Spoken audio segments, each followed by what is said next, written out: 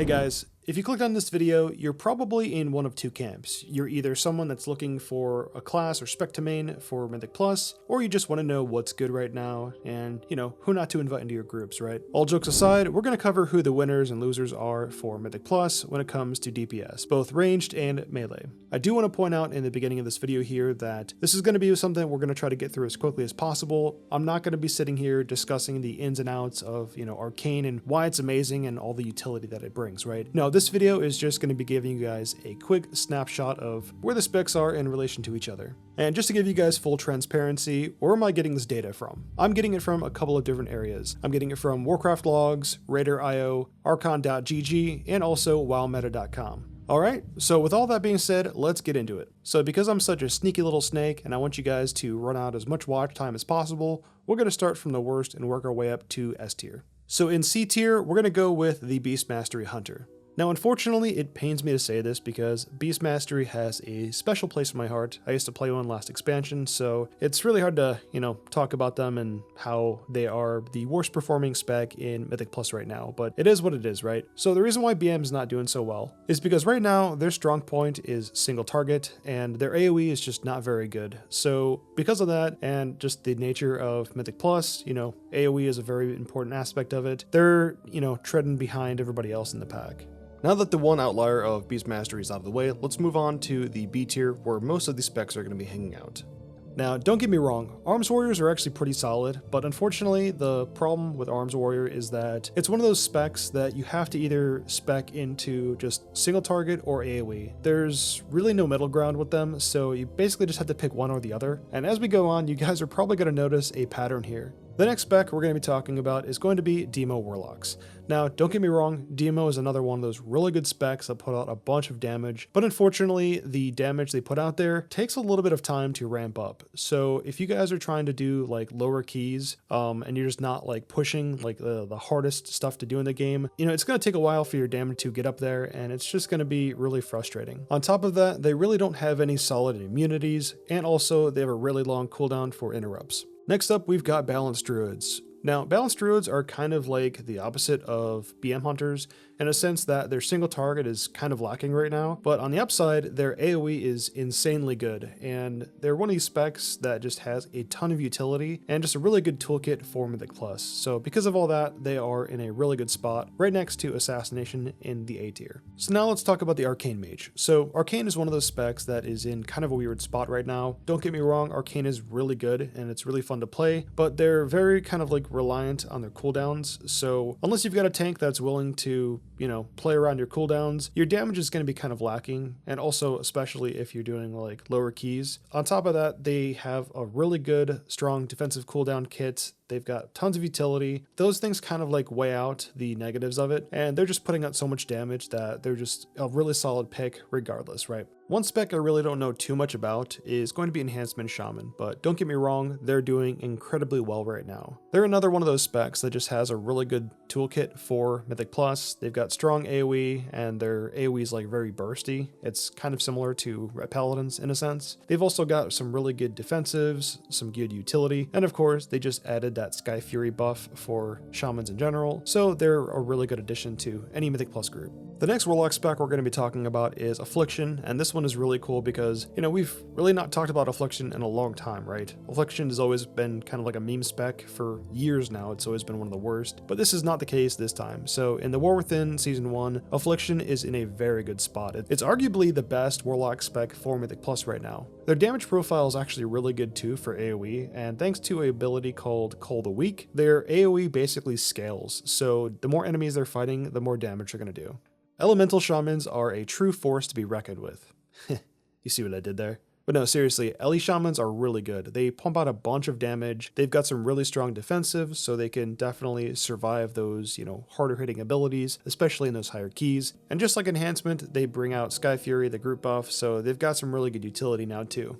Another spec that's kind of in a weird spot is Shadow Priest. Now, don't get me wrong, Shadow is pretty good right now in Mythic Plus, despite some people saying that they're terrible. That's not the case. Their single target is a little lacking, right? But they do put out some pretty good AoE. They've got a bunch of utility with things like Mind Soothe, Mass Dispel, but they do suffer in some aspects. Like, a lot of people claim that the rotation just does not feel fun to play. They've got a really long interrupt cooldown, and of course, they're not very mobile. The second mage spec we're going to be talking about is going to be Frost Mage. Now, Frost is actually in a really good spot, just like Arcane. They're actually kind of neck and neck as far as, overall damage output, so it really doesn't matter what mage spec you play, you really can't go wrong here. And in fact, I think Frost actually has a lot more survivability over Arcane because, you can basically get 2 ice blocks if you really want it. I think the big difference here is that Arcane just has a little bit stronger single target / priority damage, and Frost Mages are more of that just like consistent damage output. When we think about Destruction Warlocks, they're pretty much neck and neck when it comes to just, overall viability with Affliction Warlock. They're a lot simpler to play, in my opinion, and they pretty much come with all the same utility that, any other Warlock spec comes with.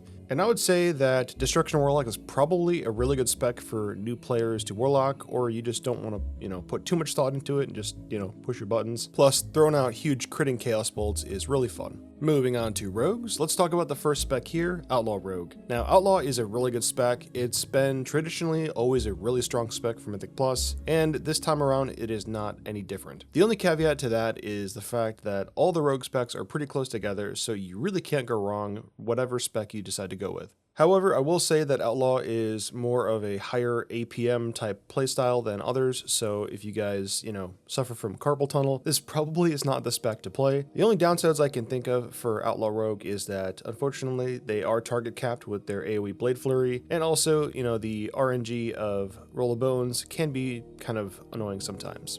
Havoc Demon Hunter is another spec that is just all around really good. They've got pretty good single target, really strong burst AoE, tons of mobility, and just overall a really good kit to play. And plus they bring Chaos Brand for any kind of like caster DPS. They're gonna love you. They also come with a little bit of utility, so that's always nice. However, the biggest downsides I think come with Havoc is the fact that I think the popular build right now is the inertia build, which causes you to, constantly dash in and out of combat, and that can be kind of tricky or disorienting for especially new players.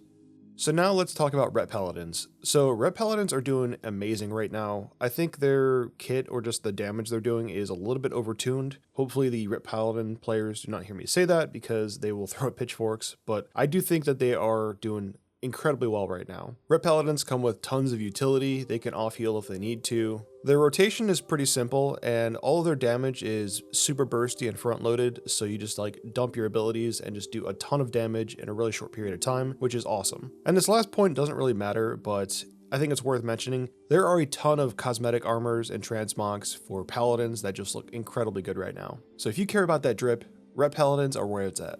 Okay, Windwalkers, they're incredible. Every time I group with one, they're just doing tons of damage and I can barely keep up on my mage. They're basically a Havoc Demon Hunter without the whole annoying inertia build. They just dish out tons of consistent damage. They got some really good utility. I think the only really big downside to Windwalker is that their defensives or self-healing is kind of lacking. Fury Warriors are another spec that's doing really good right now. They're able to dish out consistent AoE damage, they're really strong, super mobile, they've got some really good defensives like Spell Reflection. Now I guess the only really big downside I can think of when it comes to Fury Warrior is that they're just incredibly dependent on tuning and just how well they're performing as far as damage goes, but right now they're doing really good, so it's not something to be worried about. But later down the road, as we get more gear and maybe the next seasons or whatever, it's just all going to boil down to how good their damage is because they don't bring a bunch to the table. But at the end of the day, Fury's playstyle is just incredibly fun and reactive to play. Definitely try it out if you guys want to play a warrior. So when you think about the Marksmanship Hunter, there's only one real reason why you'd bring them to your group, and that is because of their incredible AoE burst damage. I think out of all the specs in the game, Marksmanship Hunter has the best AoE burst damage. So if you just want to drop a bunch of targets really quickly, Marksmanship's really good at it. So now let's talk about Feral Druids. Now, granted, I will be the first one to admit that, Feral's been kind of the butt of all of my jokes when it comes to tier list videos, but they are doing incredibly well right now, so definitely if you guys see a Feral Druid, pick one up and give them a shot because they're doing really good. They've got strong AoE options, they've got some really good off-healing, tons of utility, they bring Mark of the Wild, so yeah, they're just in a really good spot right now. Moving on to the Subtlety Rogue. So again, this is another rogue spec that's just doing really good right now. At the end of the day, it all boils down to playstyle and if you enjoy playing the spec. So if you guys do like Subtlety, play it right. But in my opinion, I think the other rogue specs are doing a little bit better. Subtlety has only really one thing going for it right now, and that is the insanely good burst damage with their cooldowns. Their, I guess, AoE damage for sustain isn't as good as the other specs, but again, the margins are so narrow here that you really can just play whatever you want. Okay, let's talk about the Devastation Evoker. So this is probably going to be the most controversial take I have on this list, but again, this is all because of augmentation evokers. Damage-wise, Devastation's doing pretty good, but it's just one of these specs that just lives in the shadow of augmentation, so you're probably going to run into a lot of confusion when you try to get into a group and you're not aug, right? So if you do really want to play this spec, just be warned that you're probably going to get kicked or you're going to run into some friction when you're trying to join pugs. Now let's talk about the Survival Hunter. So right now, I think Survival is doing incredibly well, and I think arguably it's probably the best Hunter spec to play right now. But again, the margins are so narrow, so if you guys do want to play Marksmanship Hunter, by all means go right ahead. Just don't play Beast Mastery because it's not very good. But again, Survival is just doing really good right now. They've got some really strong cooldowns, they've got really good defensives now, so you're not going to be dying as much. Obviously you've got a Bloodlust, and you've got a really good combination of single target and strong AoE damage. Let's talk about Unholy. So Unholy Death Knights are doing really good damage right now, but in my opinion, I think they suffer from the same problem as something like Arcane or Demonology, in the fact that it takes a kind of a long time to set up their damage. So if you're doing lower keys or you're just, killing mobs that are dying really quickly, you're not really going to be doing a very good job. So I think Unholy over the course of this season is probably going to slowly climb more and more as people start doing harder and harder difficulty keys. But for right now, I think they're being outshined by Frost. Before we get into these last couple of specs, I just want to ask you guys, if you're enjoying this video so far, please let me know by subscribing to my channel. I cover World of Warcraft as like my main game on this channel, right? But I also cover other games too. So even if World of Warcraft is not your game of choice and you like playing other things, chances are there's probably something on my channel that you guys will find and enjoy. So the first spec we're going to be talking about in the A tier is going to be the Assassination Rogue. Now, in my opinion, Sin Rogues are in a very good spot right now as far as Mythic Plus is concerned. They've got strong priority target damage, they've got a ton of defensives and cooldowns, they've got blinds, lots of CC, you name it, right? They just have a kit that's very well designed for it, and I think it's really cool because, Assassination for the longest time has really kind of been like on the wayside as far as rogue specs goes, so it's really cool to see it actually, being neck and neck with Outlaw and Subtlety for once. The last mage spec we're going to be talking about, and the only one in the A tier, is going to be Fire Mage. Now, this one comes with a huge caveat, and that is the fact that I personally don't think there is a huge difference between Arcane and Fire right now. I think Fire only wins out over Arcane just because you've got Cauterize, which is really good for survival. However, a really big downside to playing Fire is that the stat weights for Fire versus Arcane and Frost are very different, so you're going to have to almost build an entirely different set of gear if you want to do really good with Fire. So now on to the best DPS spec for Mythic Plus currently right now, and that is going to be the Frost Death Knight. Frost is just doing incredibly good right now. Every time I grouped up with one, they're just killing the damage meters, and yeah, they're just really easy to play and they're really fun too. Their biggest strong point right now is just the really strong AoE damage that they're putting out. They're super tanky so they can survive and, take a lot of damage, and they have pretty relatively short cooldowns. Alright, and last but not least, we've got the S tier with the Augmentation Evoker. You guys probably are not surprised by this. Unfortunately, it's just the case that Augmentation is never going to not be good in Mythic Plus, especially doing high keys, just because of their toolkit. I know Blizzard has tried so many times to nerf their damage and do whatever they can to, uncrown this king, but unfortunately Blizzard keeps nerfing the aspects of Augmentation that are not what makes them good. What makes Augmentation good in high keys is just the tons of utility they bring to help their group survive damage. And until Blizzard decides to actually address this issue with their toolkit, they're always going to be good. So that's going to wrap it up for today's video. Again, I just want to remind all of you guys that, right now the specs are all very closely tuned together, so there's really not a wrong pick here. You guys can pretty much play whatever you want, with the one caveat of don't play BM right now. But thank you guys so much for getting through this video and getting to the end here. Thanks for watching. I'm still Solo, and I'll see you guys in the next one.